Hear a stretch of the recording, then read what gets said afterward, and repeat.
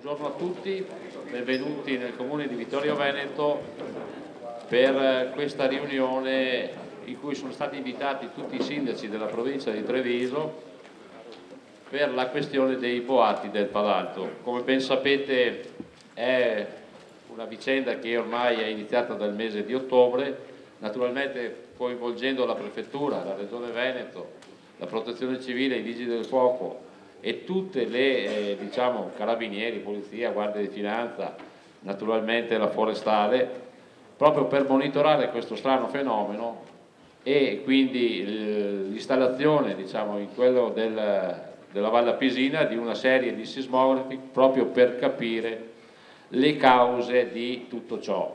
Cause che sono state relazionate martedì scorso nel comando dei Vigili del Fuoco di Venezia a Mestre e quindi con una relazione tecnica che va a spiegare il perché di questi fenomeni.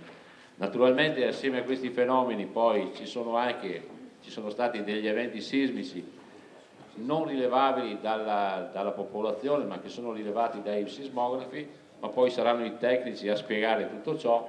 Quindi un benvenuto da parte mia a tutti voi proprio per questa informativa che è necessaria non solo per il comune di Vittorio Veneto ma per tutti i comuni contermini per capire il fenomeno. Naturalmente con l'istituzione di un COC, un centro operativo comunale con sede a Vittorio Veneto, che coinvolge il comune di Vittorio Veneto e il comune di Fara del Pago, che per territorio è coinvolto proprio perché i fenomeni sono ai confini della provincia di Treviso e di Belluno, e naturalmente l'istituzione di questo COC ha portato e porterà nei prossimi giorni a distribuire delle informative alla popolazione, ma saranno più precisi poi chi di dovere, i tecnici, per spiegare questo. Io innanzitutto saluto tutti i presenti, saluto e passo la parola all'assessore della Regione Veneto Daniele Stival, che è competente per quanto riguarda la protezione civile. Grazie e buongiorno a tutti. Grazie Sindaco. Il bel saluto e ovviamente il saluto del Presidente. Il Presidente Zaia non solo gioca in casa, ma sin dal primo giorno che sono iniziate questi boati ha sempre detto di essere molto attenti nel territorio, di essere moderatamente preoccupati, perché ovviamente non dobbiamo lanciare, come si è sempre detto, nessun tipo di allarme sconsiderato, però neanche far finta che nulla ci sia. Siamo in una fraglia, quindi è ovvio che qualsiasi situazione ci può essere. Quella che noi possiamo solo e soltanto prepararci in situazione è quella appunto di un'eventualità sismica.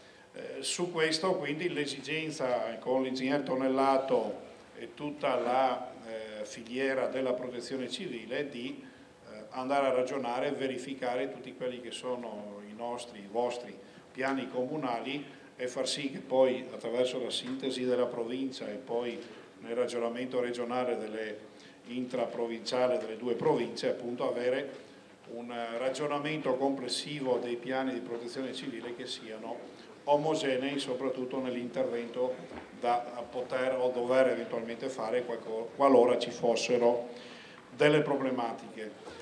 L'altra situazione importante che sarà da fare e che comunque senz'altro i vari comuni hanno già ben monitorata sono nei vari spazi o comunque nelle varie realtà pubbliche, quindi negli edifici pubblici, la realtà di com'è la situazione dal punto di vista delle normative antisismiche.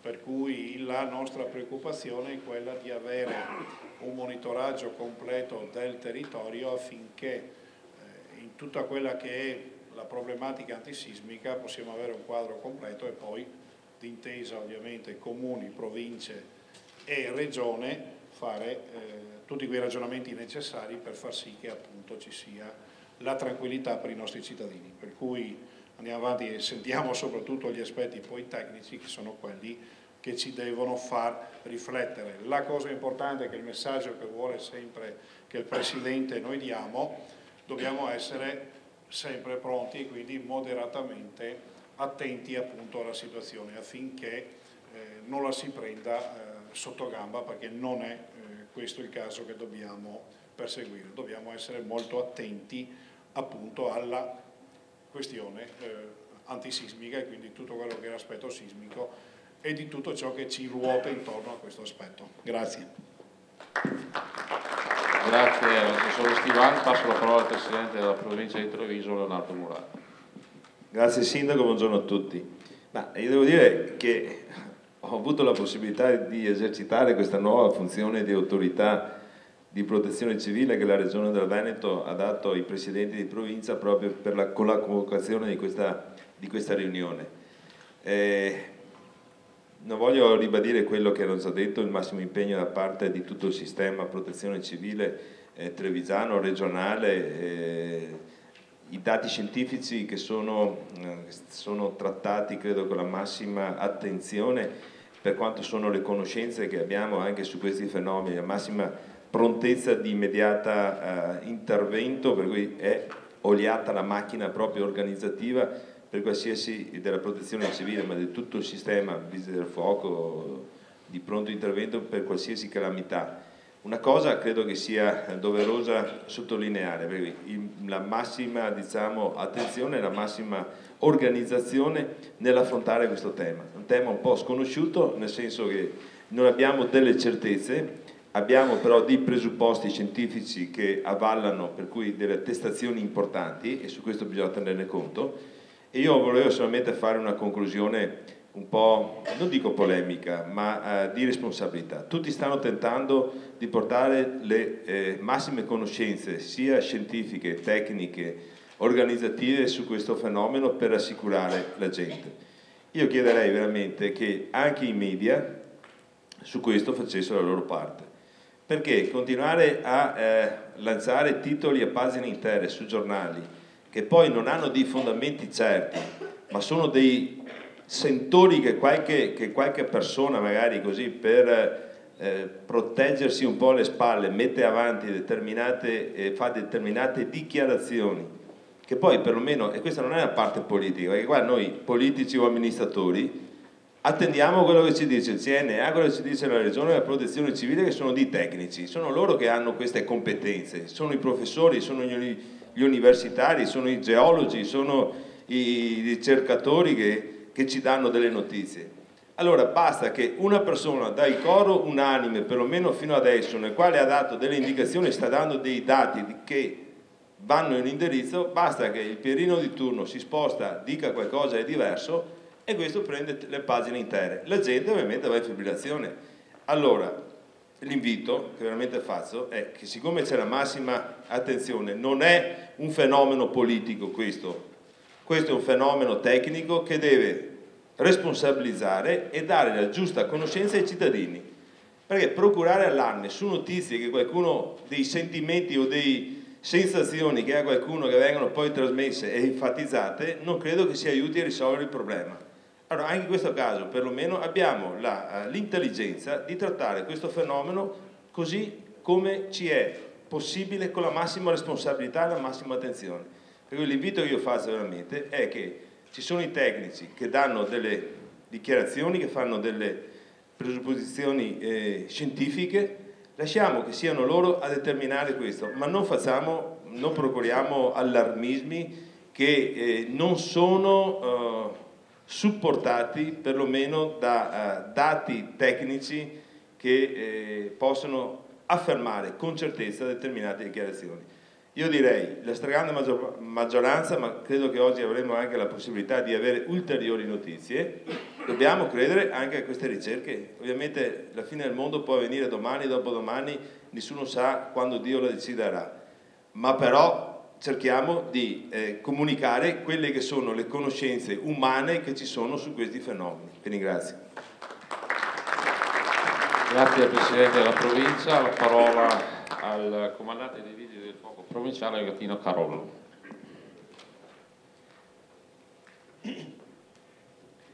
Buongiorno a tutti.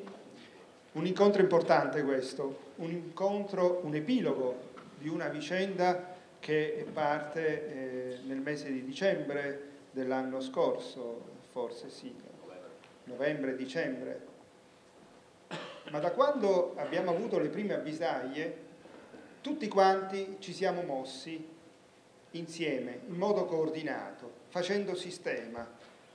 Ognuno svolgeva il suo compito che la legge le dettava di fare.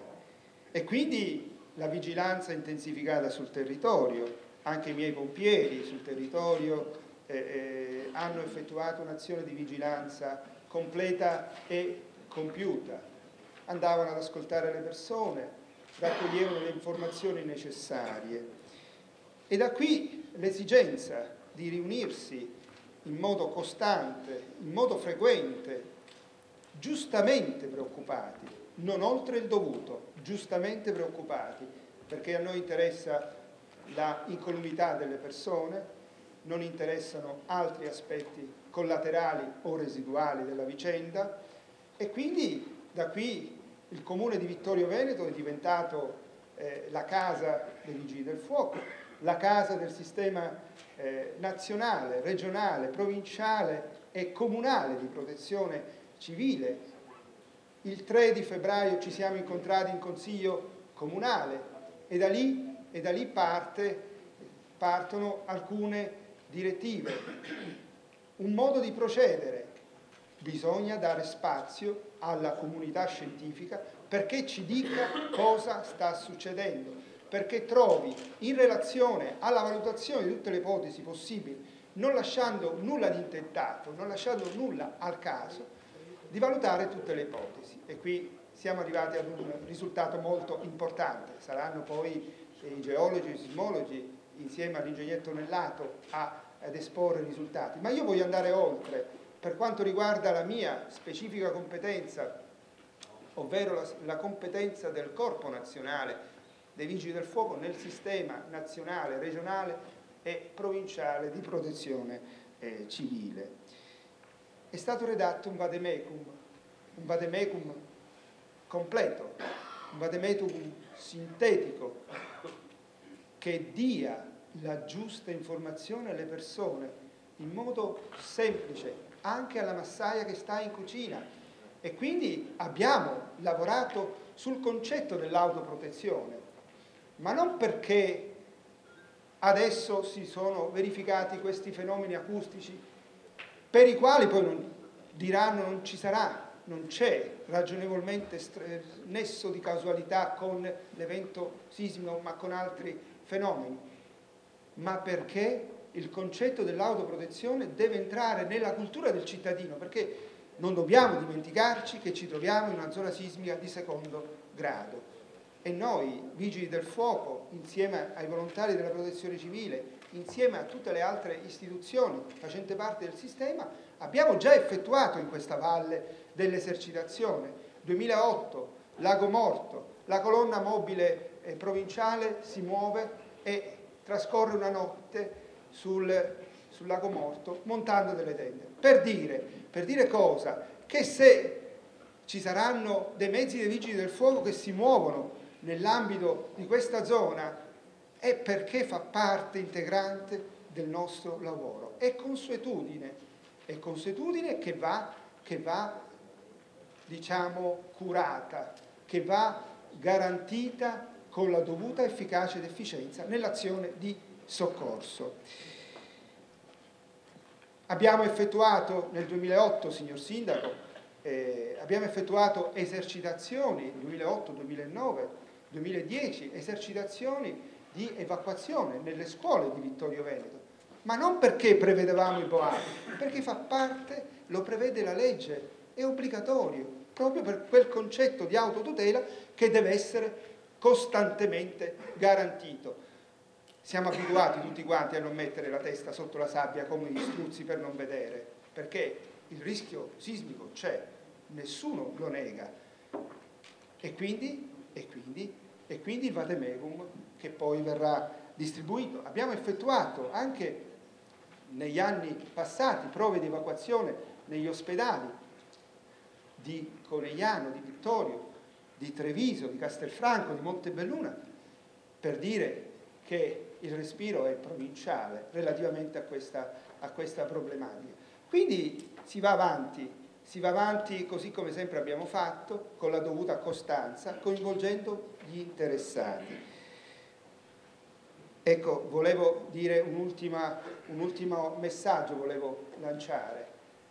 Se dovreste vedere in zona mezzi dei vigili del fuoco che vanno e vengono, non abbiate paura, non deve aumentare l'apprensione. I vigili del fuoco sono a protezione insieme agli altri della popolazione, quindi ben vengano le esercitazioni, ma non perché c'è stato il fenomeno acustico in Val Pisina da novembre adesso con una frequenza più o meno costante, perché fa parte della cultura del Corpo Nazionale, del sistema della protezione civile.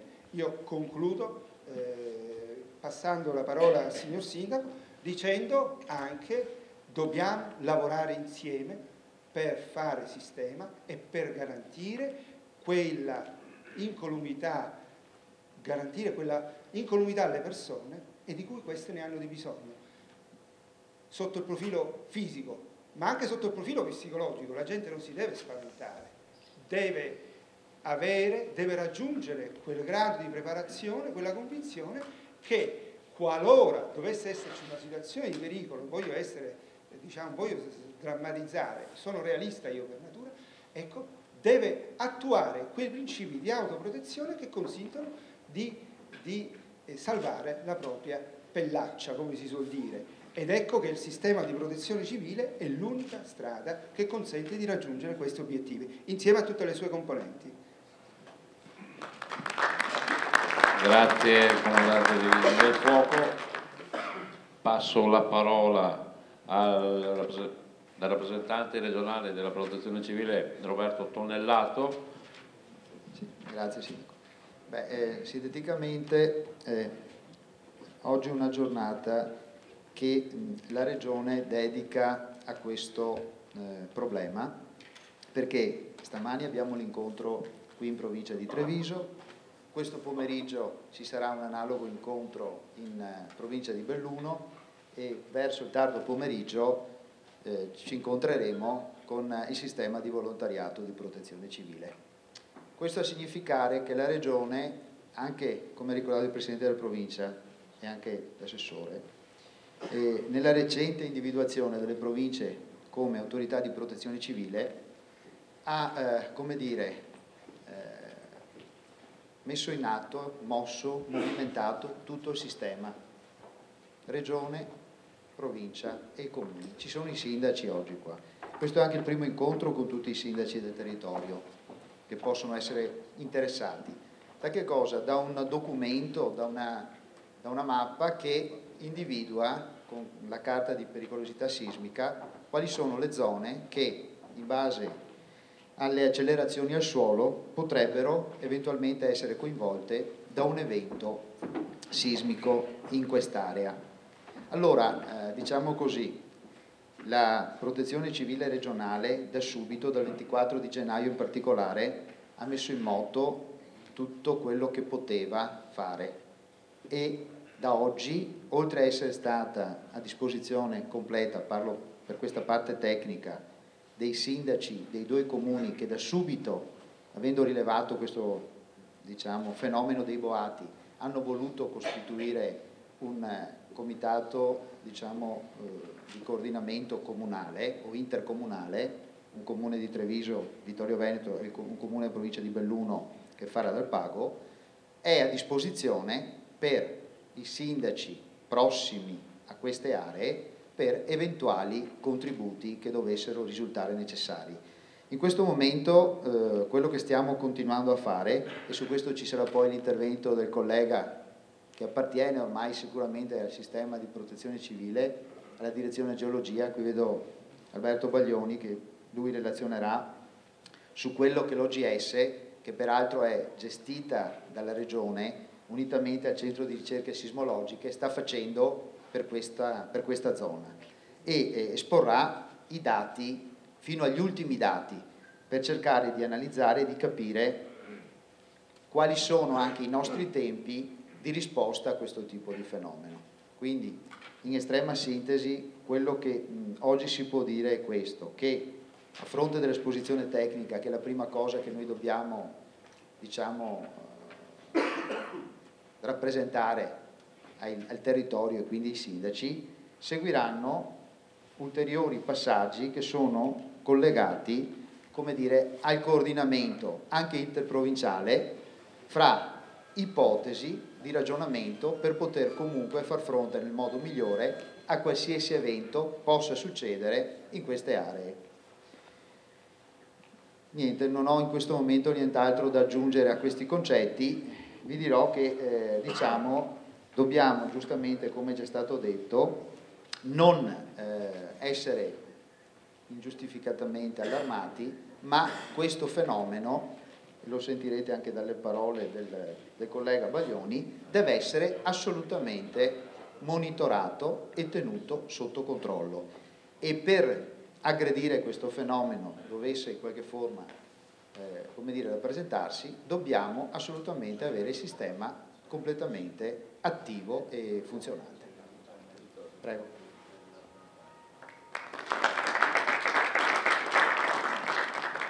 Grazie a Roberto Tunnellato, la parola al signor Baglioni per l'illustrazione magari tecnica di tutti i fenomeni.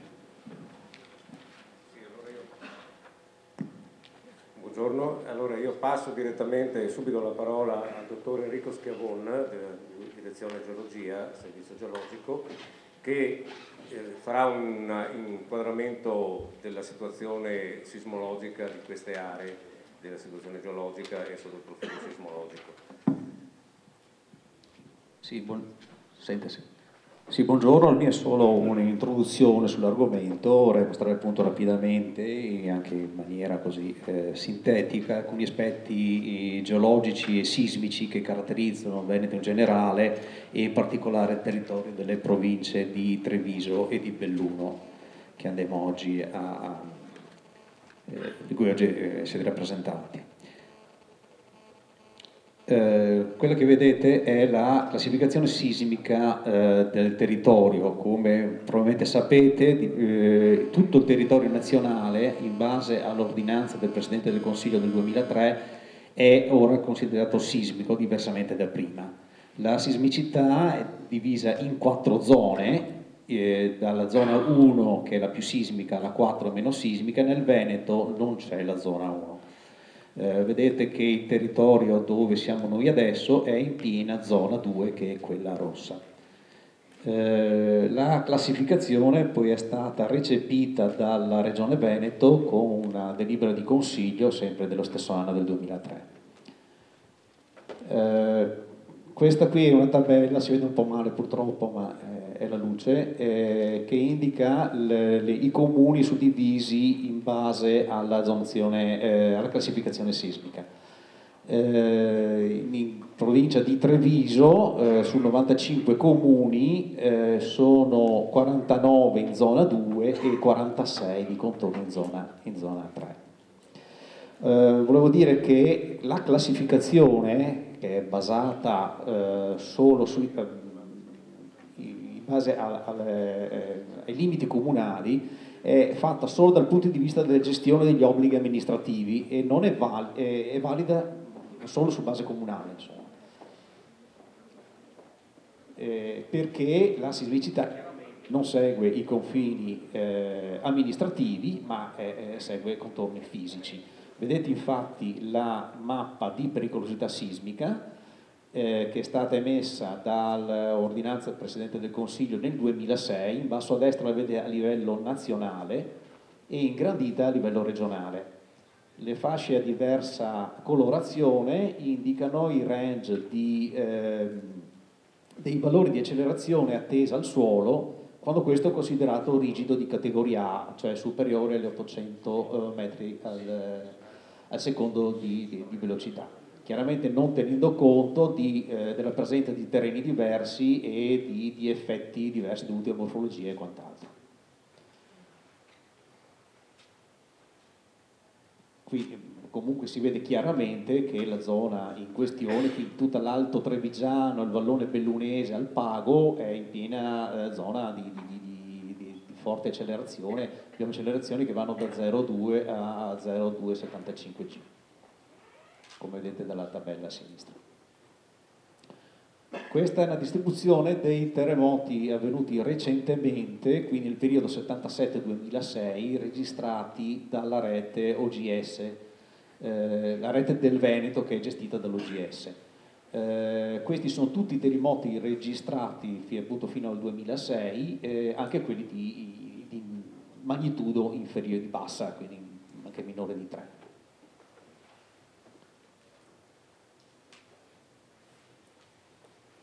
Questo qui invece sono gli epicentri dei terremoti con magnitudo maggiore di 3, quindi quelli di una certa importanza. In rosso vedete quelli storici, quindi da tempi ante-Cristo al 1976, e quelli strumentali, quindi quelli misurati dal 1976 in poi, questa è aggiornata al 2010.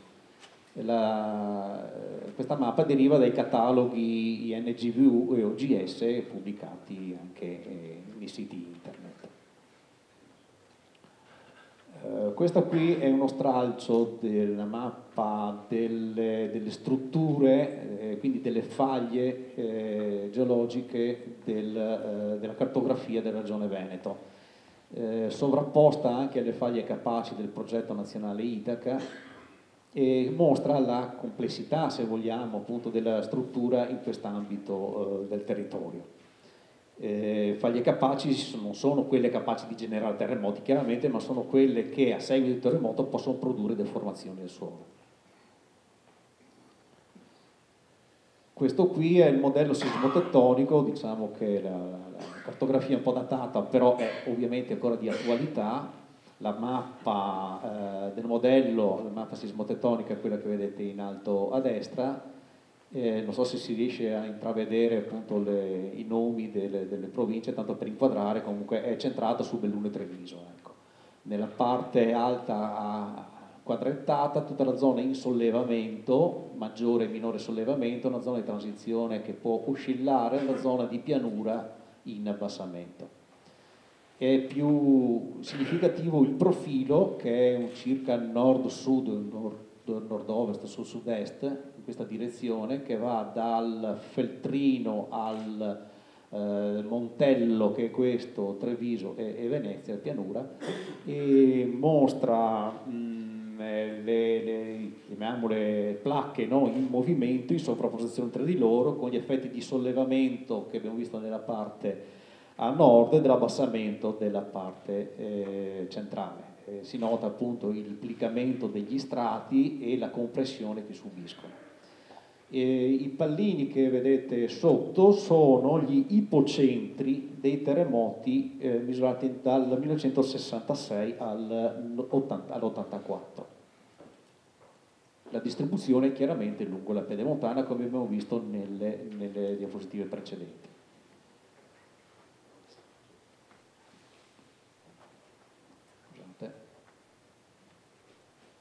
Questo è uno stralcio della carta litostratigrafica del Veneto, le due province di Belluno e di Treviso. La zona nostra di interesse, che è quella, zona sismica 2, è questa qui. Questo semplicemente per mostrare la complessità geologica della fascia pedemontana e prealpina.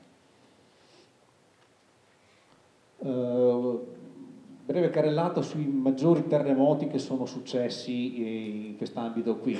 Terremoto di Asolo, cosa cosiddetta Santa Costanza, del 1695, che ha provocato danni e vittime in particolare ad Asolo e nei dintorni. Nelle tabelle che vedete sono i danni, le vittime causate e le distruzioni nelle varie località. Questo terremoto che era sui 9,5 di intensità, magnitudo di intensità 9,5. Altro terremoto importante, che è quello dell'Alpago del 1873, questa è la carta delle isosiste, l'Alpago proprio centrato qui, vediamo appunto le zone a diversa intensità, sempre settimo, ottavo e nono grado, e passa anche questo 9,5. Ultimo terremoto importante accaduto è quello del Cansiglio del 18 ottobre del 36, la situazione rispetto a quello del 1973 non cambia, le intensità sono quelle, la distribuzione è analoga.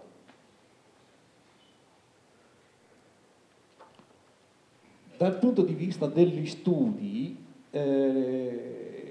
posso dirvi questo, probabilmente alcuni amministratori dei comuni in zona sismica 2 lo sanno già.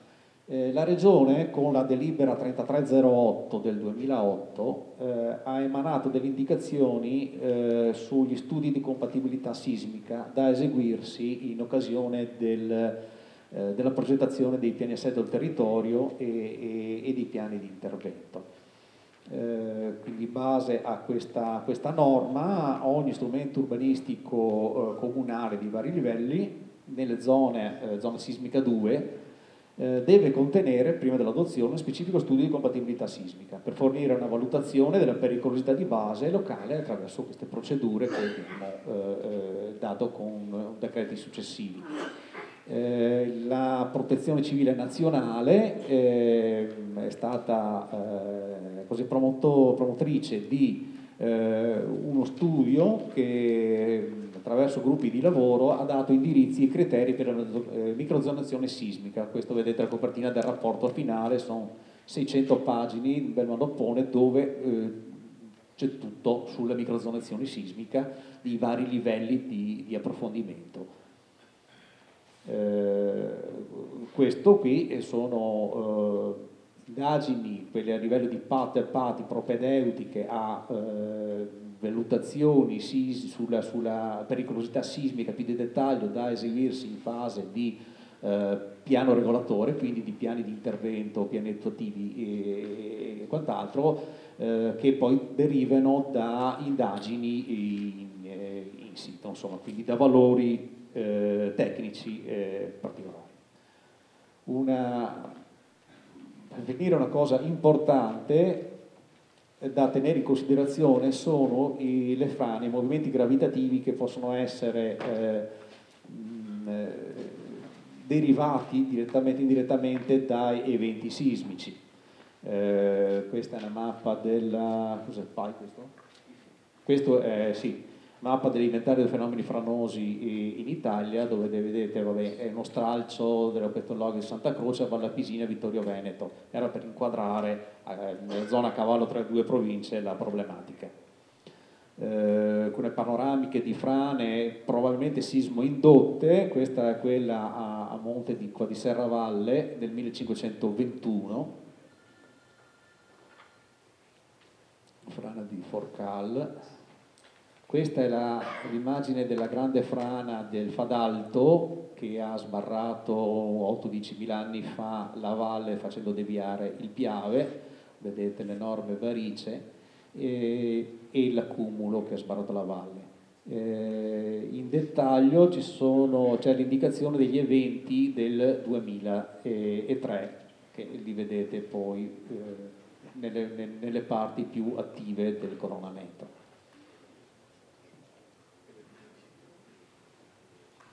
Altra frana probabilmente determinata da eventi sismici è quello della costa di Vittorio Veneto del 1937, quindi un anno dopo del grosso terremoto del 1936 che ha provocato per scivolamento degli strati sotto la chiesetta la distruzione di fabbricati e 8 vittime. Ecco. Allora, questo era l'inquadramento generale. Adesso passiamo a illustrare gli studi che sono stati redatti dall'OGS.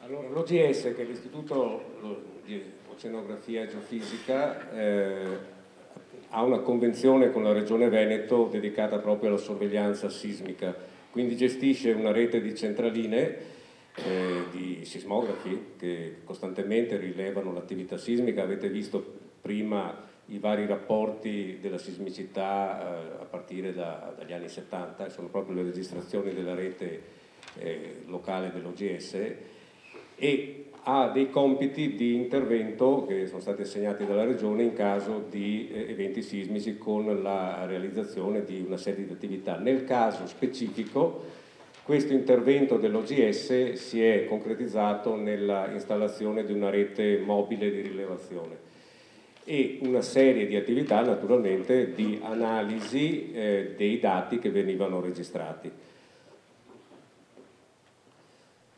Ecco, questa ancora è una storia sismica, quindi la passiamo velocemente. Questa è la storia sismica della città di Belluno a partire dagli anni 1000 e sono le intensità. Questa è la mappa della sismicità storica dell'Alpago Cansiglio, quindi sono i terremoti che abbiamo già visto prima dell'873 del 36 e altri che sono sia precedenti che posteriori. Questa invece è la sismicità strumentale, cioè quello che viene registrato dagli strumenti al di sotto della soglia di percezione, diciamo, quindi con magnitudo bassa. Come si vede c'è una certa costanza di rilevazione nel tempo, questa è derivata proprio direttamente dai bollettini OGS. Quindi andiamo alla zona, alla situazione proprio di cui stiamo parlando oggi. Questo, ed è un'immagine che dobbiamo tenere presente, è la sismicità strumentale registrata da novembre a febbraio 2011, quindi sono i terremoti che correntemente vengono registrati dalla rete. Questa è una finestra temporale che ci dice come prima cosa che l'evento strumentale è un'assoluta normalità. Come avete visto prima, la struttura geologica di queste zone è una struttura particolarmente impegnativa, diciamo così. Siamo in una zona di forte concentrazione di tensione, zone di sollevamento vengono chiamate, siamo nella zona di margine dei rilievi dove è molto conosciuto il fatto che si concentrano tutti gli eventi sismici a partire da quelli strettamente strumentali. Quindi, come si vede, la zona è interessata da una serie di fenomeni. Si può notare anche che la zona strettamente del Fadalto non è una zona particolarmente interessata da una situazione di concentrazioni di fenomeni di veri terremoti di tipo strumentale. E non ci sono variazioni significative per la sismicità. Siamo in una situazione, dal punto di vista della sismicità vera, intendo per sismicità vera quella che deriva da terremoti profondi, terremoti che sono legati al movimento delle strutture profonde, non ci sono variazioni significative, non sono state riscontrate. Questa è brevemente la rete che è stata messa in piedi, sono 7 stazioni OGS, più ci sono 5 stazioni messe su dall'Enel, una stazione dell'Istituto Nazionale di Geofisica e una stazione di una rete amatoriale che integra il sistema complessivo delle stazioni, quindi si tratta di un numero molto elevato di stazioni di misura. La stazione OGS attualmente è fatta da 7 stazioni che sono state progressivamente dislocate in modo da andare a ottimizzare la possibilità di ubicare gli epicentri dei fenomeni.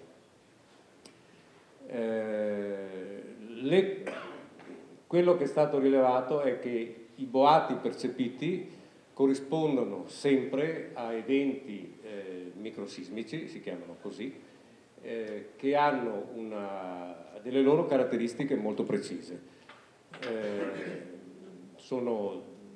Qui ci sono tra onde P e onde S, le onde di compressione, le onde di taglio, hanno determinate caratteristiche che fanno sì che queste vibrazioni del terreno portino alla generazione di boati. Come ho detto in altre occasioni, la generazione di boati a partire da vibrazioni del terreno, sismi anche in generale, è un fenomeno assolutamente conosciuto, è un fenomeno che molti volontari, per esempio, che hanno partecipato all'emergenza dell'Aquila, hanno imparato a conoscere, in quanto quando ci si trova in una posizione che è abbastanza al di sopra dell'ipocentro, cioè le onde arrivano in maniera verticale dal sottosuolo, anche se il sisma è molto debole, fa sì che si generi un'onda acustica proprio per un fenomeno che si verifica nella zona di contatto, appunto dove fuoriesce l'onda. Quindi il boato di per sé è una conseguenza e accompagna sempre, e può essere percepito oltre una certa soglia, accompagna sempre queste vibrazioni del terreno.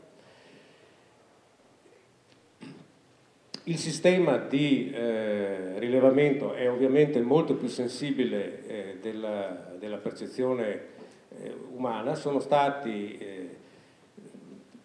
conteggiati 346 eventi nel periodo 26 gennaio-28 febbraio. Di questi 346, 12 sono stati percepiti. Dal 4 marzo è inoltre in funzione un sistema automatico di segnalazione ad alcuni diti via SMS sulla base delle registrazioni. Aggiungo già che dal 28 di febbraio a ieri vi sono stati ulteriori 16 eventi registrati. Questo vuol dire sostanzialmente, dopo vedremo le statistiche, comunque che siamo in una fase stabile con una netta tendenza alla diminuzione rispetto, cioè adesso c'è stata una netta tendenza di diminuzione di una fase che adesso si sta via via stabilizzando su valori molto bassi. Nei vari giorni si vede appunto la frequenza che è diminuita, nelle diverse ore del giorno vi è una sostanziale omogeneità di distribuzione, mentre all'inizio si riferivano di eventi solo in certe ore del giorno, poi all'analisi si è visto che la distribuzione è sostanzialmente omogenea, con un qualche cosa che si dovrà vedere dal punto di vista statistico se è significativo o meno, perché ci sono delle situazioni di minore addensamento di fenomeni in certe ore. Ecco, abbiamo detto che attualmente, e questo è importante, il numero di eventi al giorno si è stabilizzato ad un valore compreso tra 5 e 10, questo era al 28 febbraio. Attualmente le ultime informazioni, che dopo magari quando verrà il tecnico dell'OGS potrà meglio specificare, comunque danno un valore attorno ai 2 eventi al giorno, quindi ancora una diminuzione. La localizzazione degli eventi è estremamente confinata e questo è un dato molto importante dal punto di vista del riconoscimento, perché provengono tutti da un'area molto ristretta, 1,5 km di diametro circa, non provengono tutti dallo stesso punto, questo è un fatto. Quindi la caratterizzazione ci dice che hanno un valore di alta frequenza, sono colpi secchi, che favoriscono il fatto che poi ci sia una percezione acustica. La durata dei segnali è dell'ordine di 2-3 secondi, cioè sono impulsi molto brevi. Un'altra cosa, i sismogrammi non sono tutti simili, ma sono classificabili in famiglie. Vuol dire che, per semplificare, non è un martello che agisce nello stesso punto, non abbiamo un punto di generazione unico nel sottosuolo, ma vi sono diversi punti entro quell'area. Eventi simili sono ravvicinati nel tempo, insomma ci sono processi sismogenetici diversi, cioè capitano diversi fenomeni entro quell'area, però sono tutti raggruppabili in famiglie. La profondità è molto limitata, siamo nell'ordine dei 500-600 metri, e quindi abbiamo una attualmente bassa probabilità di correlazione, per tutte le caratteristiche che abbiamo stesso detto, con processi tettonici. Ricordo che i processi tettonici sono quelli che originano i terremoti, sono a loro volta dovuti, sotto il termine processo tettonico in generale si intendono tutte quelle forme di frizione, di spostamento delle masse rocciose dovute a motori profondi, a motori a livello di deriva dei continenti. Quindi ad oggi non pare, tra le altre, esserci nessuna correlazione con attività antropiche. Il processo di riconoscimento, il processo di attribuzione di questo tipo di fenomeni a determinati processi fisici è avanzato per una serie di esclusioni. Si è considerato prima la possibilità che fossero legate a frane, questo sulla base di vari sopralluoghi che sono stati fatti in collaborazione con i vari servizi geologici delle province, tra la regione e l'OGS stesso, è stato sostanzialmente escluso, non ci sono evidenze di frane in atto, di grandi frane. Come abbiamo visto prima nella presentazione del dottor Schiavon, bisogna comunque monitorare la situazione delle frane e delle aree potenzialmente a frana, perché vi è la possibilità che le frane possano essere, nell'eventualità di un sisma indotte.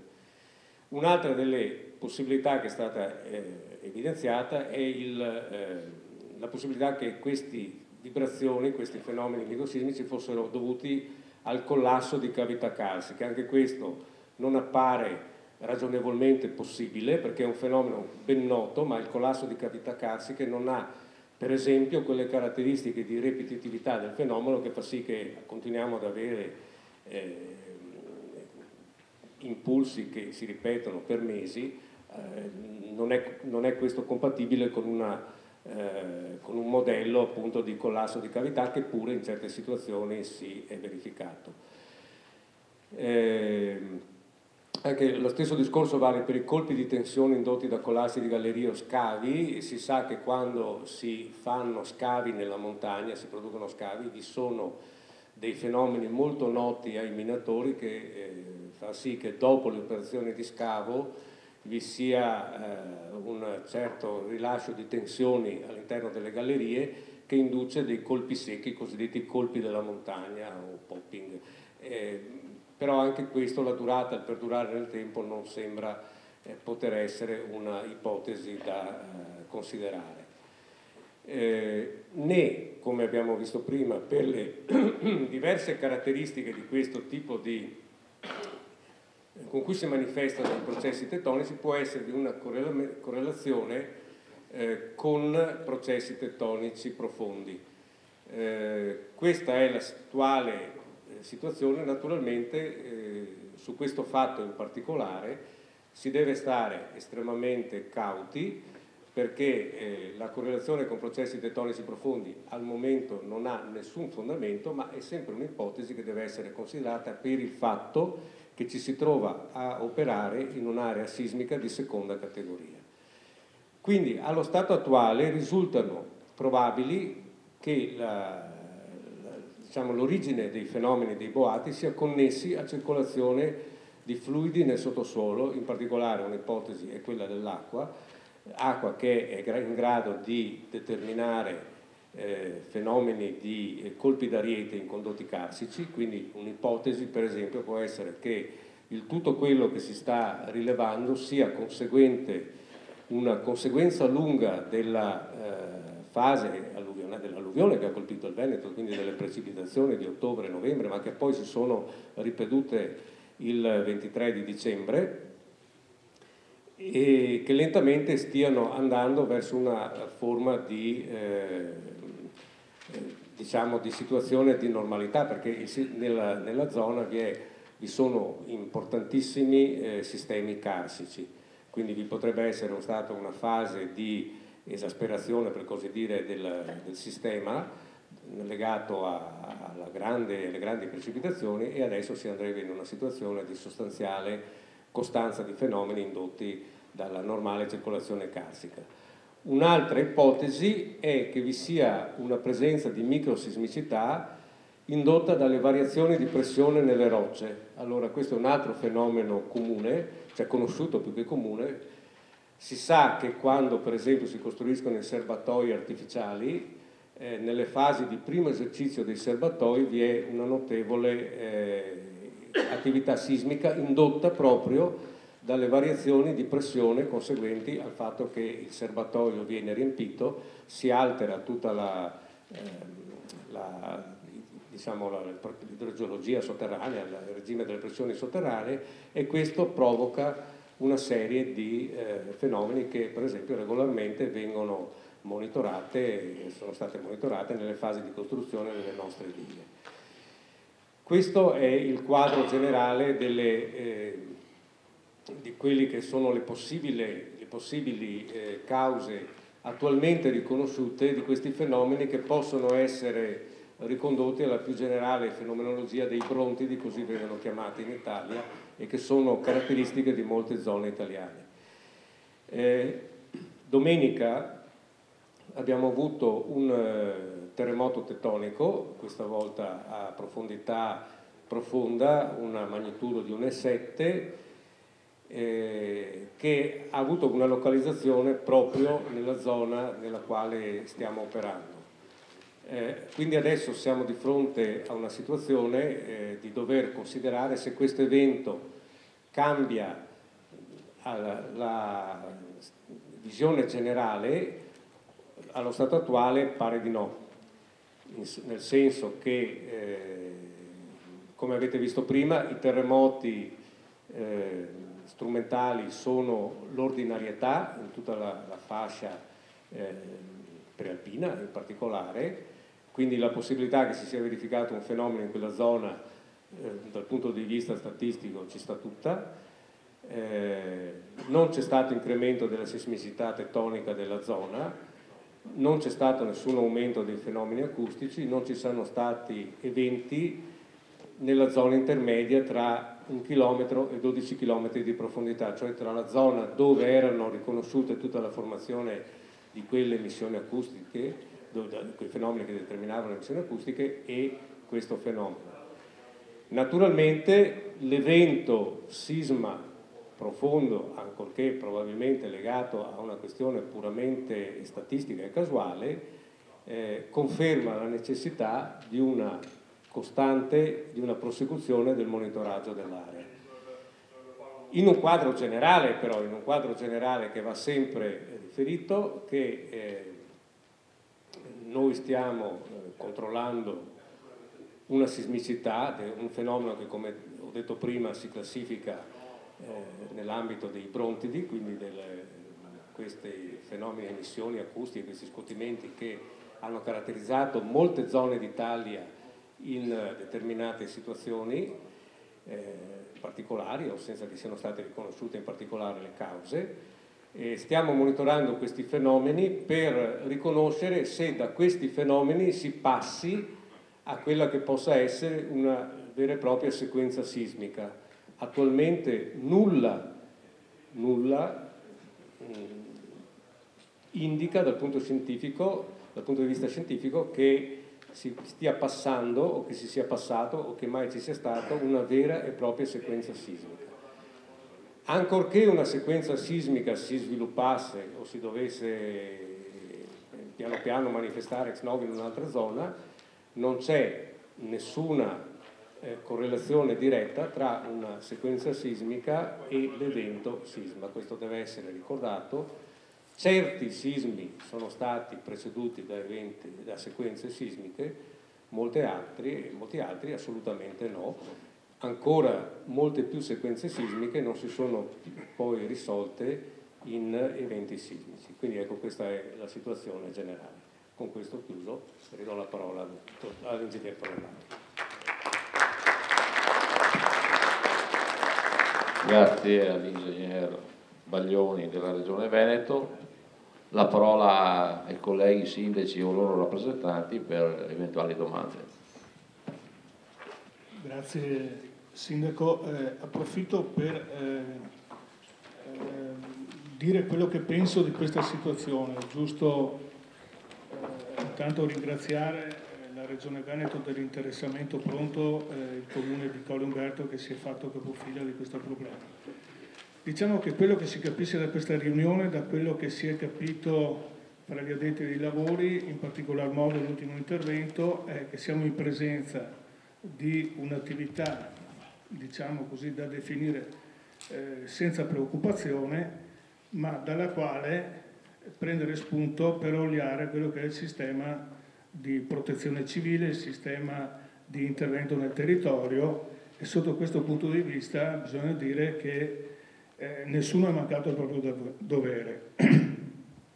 chiaro che forse questo, perché chiaramente qui siamo i sindaci che rappresentano la provincia di Treviso, però io ho già chiesto al dottor Baglioni di intervenire in una riunione a Colle Umberto che faremo molto probabilmente il 23, proprio per ribadire questo, che la cittadinanza deve essere pronta, non perché c'è allarme, ma perché la fase di attenzione deve portare tutti a fare il proprio dovere. Io ringrazio appunto di questo appuntamento che dimostra che su questo campo c'è la massima allerta, la massima attenzione e sicuramente i sindaci non sono lasciati soli. Questo volevo ribadire. Credo che per quanto riguarda l'ingegner Baglioni il preposto sia la Regione, visto che è diciamo, a tutti gli effetti nell'organico della Regione, quindi passerei la parola all'assessore Stivali. Sì, grazie.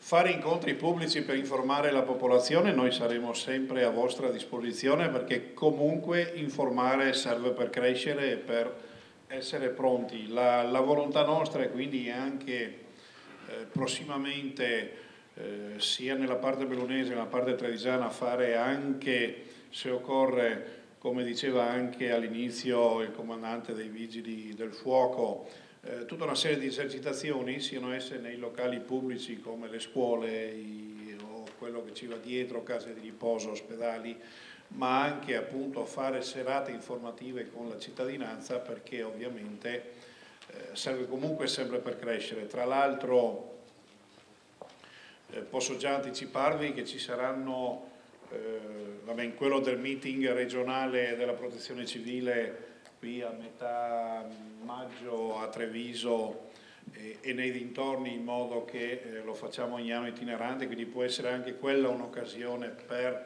approfondire la cosa. E poi ci stiamo già ragionando da prima che succedessero questi eventi, siccome comunque siamo in una zona sismica, piaccia o non piaccia, stiamo lavorando con l'UNESCO per fare una serie di incontri internazionali sia in quest'area da settembre in poi, fra settembre e ottobre, sia in quest'area per appunto quella che può essere la situazione o le problematiche della sismicità con la popolazione, poi nell'area veronese della sismicità con l'enorme patrimonio culturale che abbiamo dal punto di vista degli immobili, e quindi lavorare per renderli o metterli in quella che è la cosiddetta sicurezza, e poi altri incontri appunto internazionali sempre sulla problematica sismicità che faremo da qui a fine anno.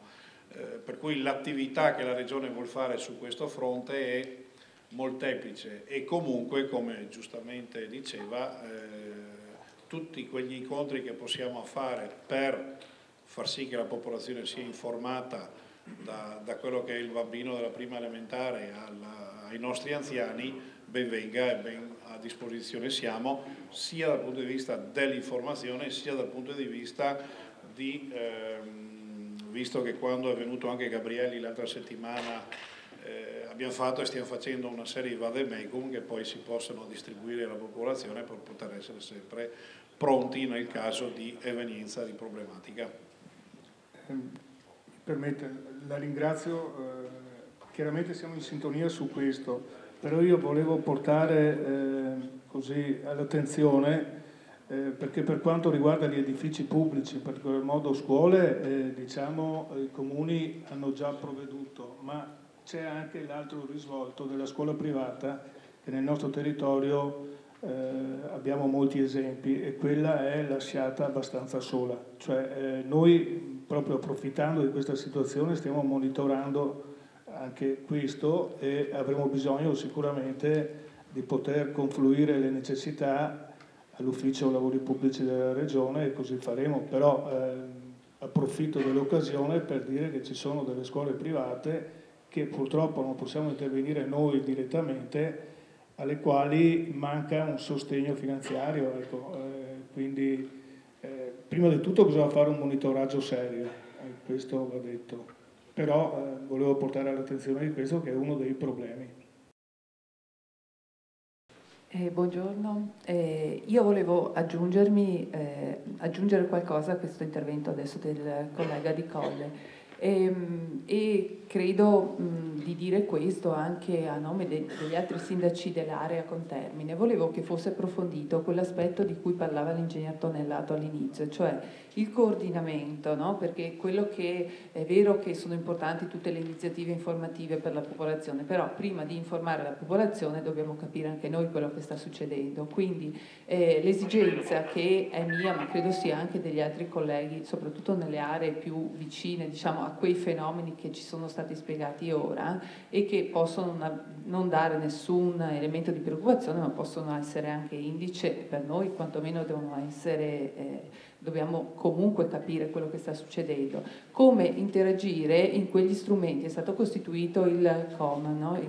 A livello di Vittorio e Farra, però sì, e come coinvolgere anche gli altri comuni vicini in queste strutture, proprio a livello di informazione, perché altrimenti è difficile quando un cittadino ti viene a chiedere se deve prendersi il kit dare una risposta, perché queste sono le domande che mi sono sentita fare. Chiaro che questo è anche frutto di una campagna di informazione, di notizie che sono uscite, che magari non erano esattamente, però credo che sia più utile per tutti e saremo tutti in grado meglio di controllare la situazione e di tranquillizzare la gente proprio se le informazioni le abbiamo di prima mano, detto proprio brutalmente. Grazie. Tengo a precisare che l'incontro di oggi è proprio per dare l'informazione a tutti i sindaci, non solo del circondario, ma della provincia di Treviso.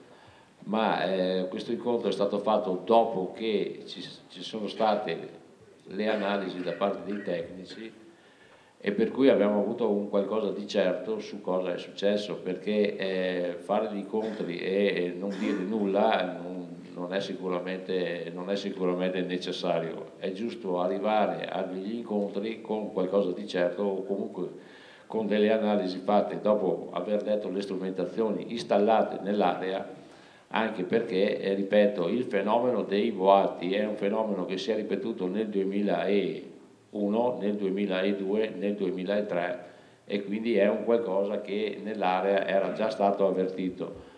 Però organizzare un COC che è stato organizzato sicuramente quando noi abbiamo chiaramente coinvolto il prefetto di Treviso, al quale va il nostro grande grazie, e a quel punto si è mossa tutta la macchina, diciamo così, organizzativa, sia per quanto riguarda un eventuale intervento e sia per quanto riguarda capire la natura del fenomeno. Quindi questo incontro arriva proprio dopo aver analizzato e con dei dati certi, quantomeno dei tecnici. Poi le previsioni del tempo, gli oroscopi che abbiamo visto in questi giorni sui giornali e quant'altro, a noi non ci interessano, perché se trovo qualcuno che è in grado di prevedere il terremoto, ben venga, ma non mi pare che in questo momento al mondo ci sia nessuno in grado di fare questo tipo di previsioni. Allora noi andiamo avanti con delle cose certe. Poi se vogliamo fare allarmismo, come abbiamo visto in questi giorni, sicuramente non è il modo migliore per un amministratore di riferire sul territorio. Allora, riferiamo con dei dati certi, con delle notizie certe e naturalmente adesso partirà tutta la parte organizzativa per quanto riguarda l'intervento sul territorio, di preparazione o di simulazione di intervento in caso di, perché come ho sempre detto è meglio essere pronti prima che impreparati poi, però bisogna farlo certamente con la sensibilità di non, diciamo, andare a creare degli allarmismi soprattutto sulle popolazioni anziane che hanno sicuramente delle gravi difficoltà e sono sicuramente le persone più deboli in questa fase. Noi abbiamo ricevuto, ma come noi i vigili del fuoco, come noi anche i carabinieri e quant'altro, hanno ricevuto migliaia di telefonate di persone allarmate. Allora non dobbiamo fare allarmismo, dobbiamo fare attenzione, ma soprattutto dobbiamo dare delle spiegazioni certe. Io passerei la parola anche all'assessore Mirko Lorenzon della protezione, che ha la protezione civile, anche perché poi di fatto sarà la provincia di Treviso che dovrà coordinare, diciamo, tutto questo.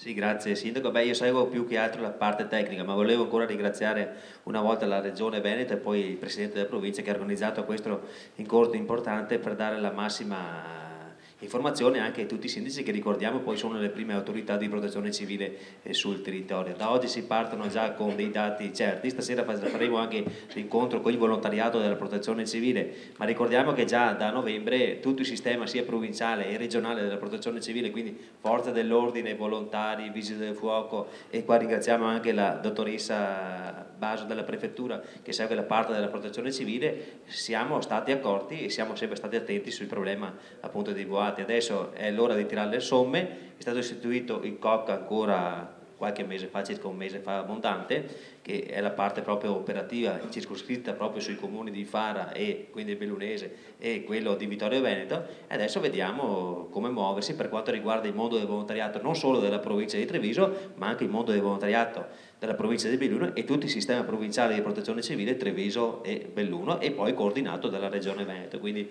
direi di tenere il tono basso da un certo punto di vista, di non sottovalutare ma neanche sopravvalutare questo evento, che comunque siamo qui disponibili e tutta la situazione è sotto controllo. Grazie.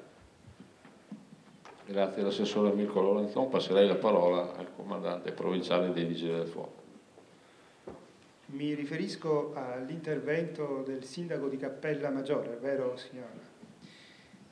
Per tentare di dare una risposta ai suoi giusti interrogativi.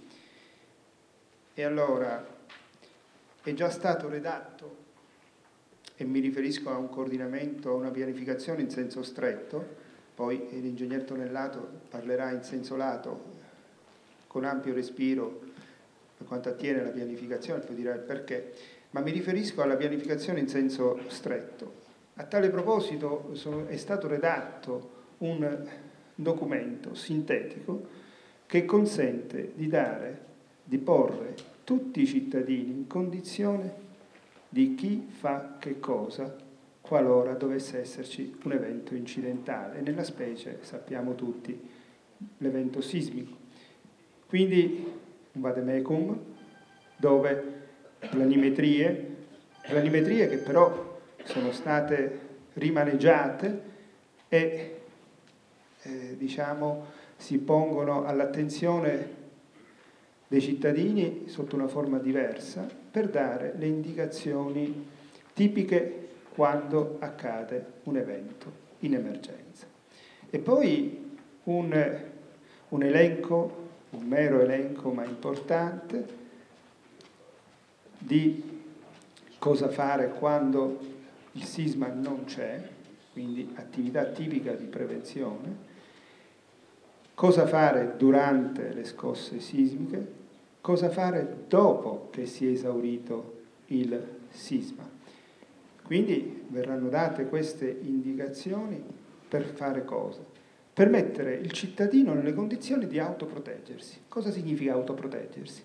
Autoproteggersi significa porre in essere quelle azioni di autoprotezione, appunto, con una velocità tale da sconfiggere, come si suol dire, le conseguenze di un evento incidentale. Quindi si agisce ad una velocità maggiore della velocità dello stato di emergenza, e questo si può fare con una informazione costante, continua alla popolazione. Poi per quanto attiene il coordinamento, in senso lato, passo la parola all'ingegner Tonellato, perché il problema non è provinciale, il problema non è interprovinciale, ma il problema è di carattere regionale in questo caso. Prego.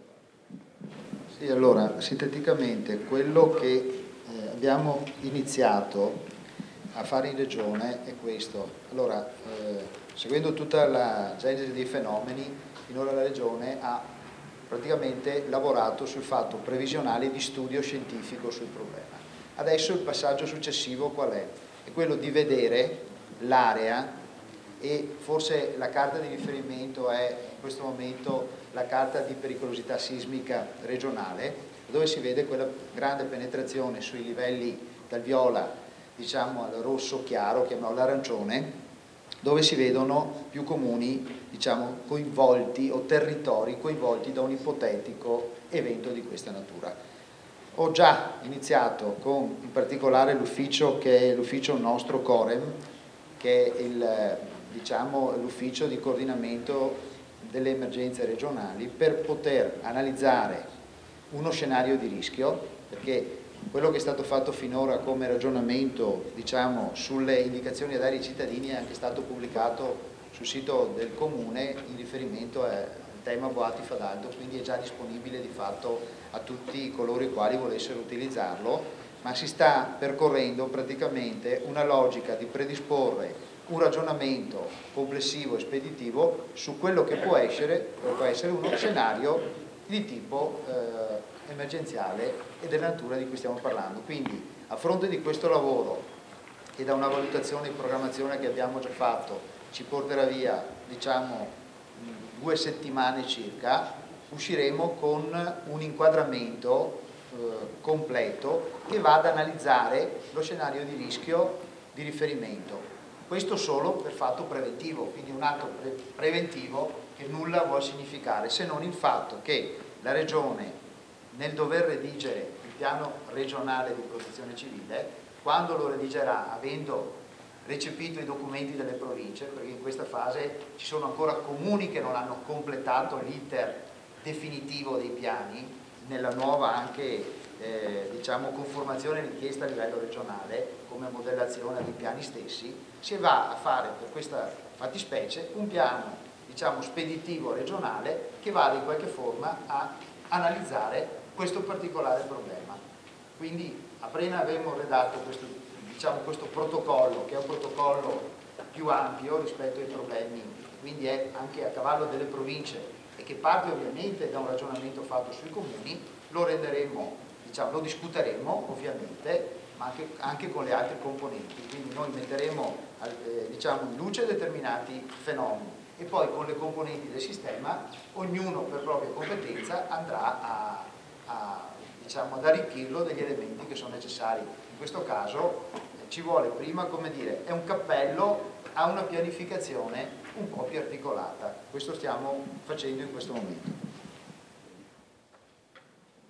E quindi io mi permetto di suggerire ai signori sindaci presenti di organizzare, quando il lavoro è pronto, incontri in teatri come questi, ovvero incontri che consentono di dare l'informazione puntuale ed esaustiva a tutti i cittadini, cosa che peraltro già si fa per quanto riguarda le attività a rischio di incidente rilevante, soggetta alla cosiddetta direttiva Seveso per quanto attiene la pianificazione d'emergenza esterna.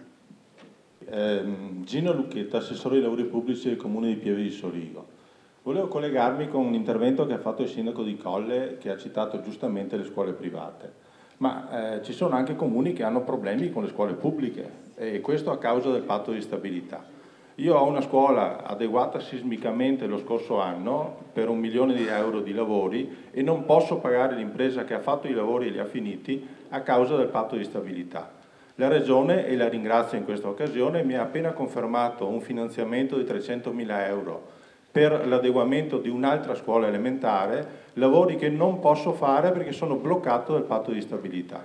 Quindi un invito che farei alla Regione è che in conferenza Stato-Regione, se riescono in qualche modo a far togliere i costi sostenuti dai comuni dal patto di stabilità, sarebbe un grande vantaggio per tutti, anche perché sappiamo che investire sulla prevenzione costa molto meno che andare a investire sulla ricostruzione. Grazie. Riguardo a questo, se posso rispondere subito, lo stiamo tentando a ogni riunione che c'è a livello nazionale della conferenza Stato-Regioni per quanto riguarda il portare fuori il patto stabilità, tutta una serie di cose, fra cui quelle che diceva lei. Il risultato che stiamo ottenendo è esattamente il contrario.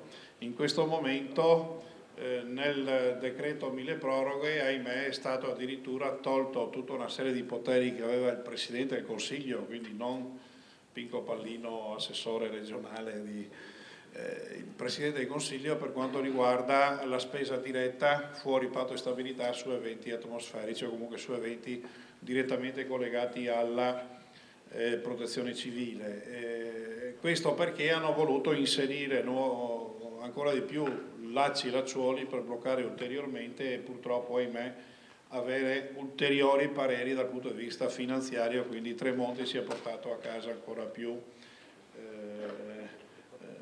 potere e quindi ci ha bloccato ulteriormente da quel punto di vista. Quindi ahimè è una cosa che stiamo cercando di perseguire, ma che stiamo continuamente trovando muri non di gomma ma di cemento armato 7 volte, ahimè.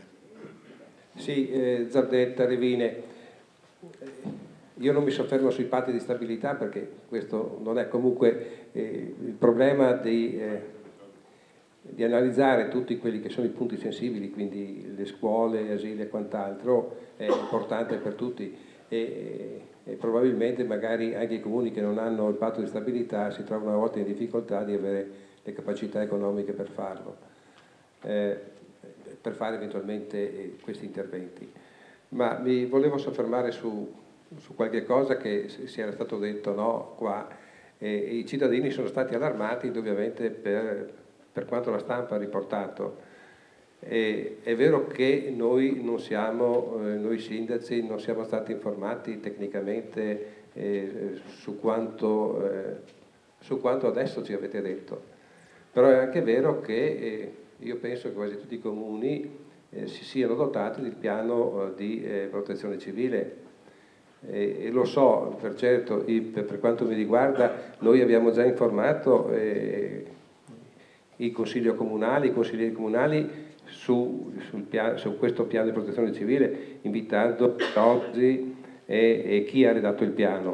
Tanto è vero che so che qualche comune ha già convocato delle assemblee portando alla conoscenza dei cittadini il piano, questo piano di protezione civile. Per quanto mi riguarda, noi sabato faremo un incontro con i cittadini spiegando il piano di protezione civile, consegnando poi, se vogliamo, un vademecum molto ristretto con quelle notizie che abbiamo in caso di un evento calamitoso di terremoto. Lo sappiamo e ci è stato detto, l'abbiamo adesso maggiormente spiegato, che siamo in zona sismica grado 2, quindi, ma la gente lo sapeva già, si è un po' più preoccupata in questi ultimi tempi per quanto è stato riportato dalla stampa. Quindi io vorrei che, come diceva il Presidente della provincia e anche il Sindaco di Vittorio Veneto, di non allarmare, pur non dimenticandoci che è area di grado di terremoti 2, quindi con tutte le attenzioni del caso. Noi lì abbiamo voluto coordinarci in modo che le varie autorità, i vari livelli, quindi sindaco, provincia e regione, dal punto di vista istituzionale, dal punto di vista invece dei tecnici, che sia appunto un'unica voce a uscire, che non arrivino messaggi diversi e quindi non comprensibili ai cittadini se sono messaggi che arrivano diversi dal punto di vista dei media, attraverso appunto l'ingegner Tonellato della protezione civile regionale. Questo noi cerchiamo continuamente di tenerci ben stretto, questo canale di informazione tecnica diretta, in modo da evitare appunto giustamente allarmismi da quant'altri, e quindi ben venga l'iniziativa come quella che ha fatto il sindaco D'Arè, che se escono poi nei media situazioni allarmistiche dobbiamo anche fare azioni conseguenti, perché non possiamo permetterci di creare allarmismi quando non devono esserci. È giusto che sia la Regione, anche perché i fenomeni si sono sentiti sia nella parte vittoriese ma sia anche nella parte bellunese, quindi nella provincia di Belluno, e quindi è giusto che la regia di tutto ciò sia fatta dalla Regione, perché è vero, siamo comuni con Termini, però io sono sindaco fino a Favalto, dopodiché passa addirittura alla provincia di Belluno, quindi giustamente la Regione è, diciamo, la parte principale, la parte, diciamo, attiva che coordina tutto. Per il resto poi nella provincia di Treviso questa è la prima riunione e ne seguiranno sicuramente altre di informativa se dovesse continuare il fenomeno. Io mi auguro di no. Vincenzo Michelin, amministratore di Meduna di Livenza e referente per il settore della protezione civile. Io ho voluto partecipare alla riunione di oggi perché è di grande interesse per me. Essendo un paese non strettamente interessato, diciamo, all'evento, però al quale ci tengo molto ad essere informato e anche, soprattutto volevo rivolgere un appello soprattutto all'assessore regionale e di conseguenza anche all'assessore provinciale per un'informativa importante alle sezioni di protezione civile dei paesi satelliti che potrebbero essere interessati, mi auguro mai, da un intervento importante per quanto riguarda un evento che può interessare questa zona. Vorrei caldeggiare appunto questa informativa che ci possa pervenire nel più breve tempo possibile, di modo che anche le sezioni del quale io ho avuto modo di apprezzare nelle circostanze che ci hanno interessato ultimamente la grande capacità e la grande disponibilità di fare altrettanto anche per i nostri comuni che sono interessati da altri eventi, di essere partecipi e propositivi nel caso in cui si manifesti un evento diciamo di una certa rilevanza che può riguardare quest'anno. Grazie. Bene, se non c'è altro io ringrazio tutti voi della vostra attenzione, ringrazio naturalmente la Regione Veneto, la provincia di Treviso, la prefettura, tutte le forze dell'ordine, i vigili del fuoco per la disponibilità e naturalmente arrivederci alla prossima volta, magari per altri eventi. Grazie.